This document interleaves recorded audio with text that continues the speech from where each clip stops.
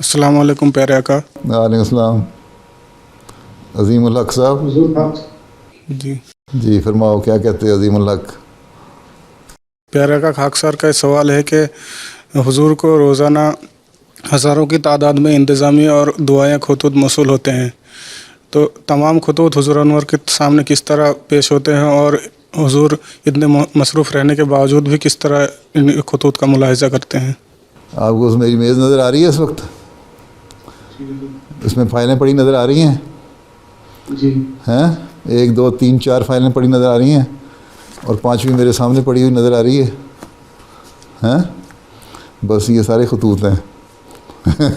इसमें से ये होता है कि हज़ारों की तादाद में कुछ तो खतूत ख़त असल हालत में आ जाते हैं और कुछ जो है वो ख़ुलासे बन के ना उनकी लिस्ट बन के आ जाती है मेरे सामने, तो उसमें से मैं गो थ्रू हो जाता हूँ और कुछ एक अरसे के तजर्बे की वजह से एक इतना हो जाता है कि मैं जल्दी से ख़त में से गुज़र जाता हूँ और जो नफ्स मज़मून है पता लग जाता है क्या बंदा इंसान कहना चाहता है।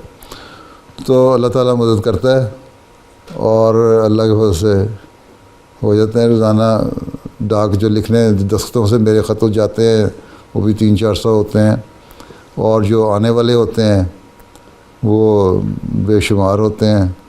कुछ खुलासे आ जाते हैं, कुछ असल हालत में ख़त आ जाते हैं। तो ऐसा तजर्बे से फिर पता लग जाता है कि किस तरह आदमी ने पढ़ना है, इसमें से किस तरह से गुज़रना है। और सबसे बड़ी चीज़ ये है कि दुआ करनी चाहिए कि अल्लाह ताला आसानी पैदा करे। अल्लाह ताला फिर ख़ुद ही आसानी पैदा कर देता है। ठीक है? जी चलो फिर बैठ जाओ।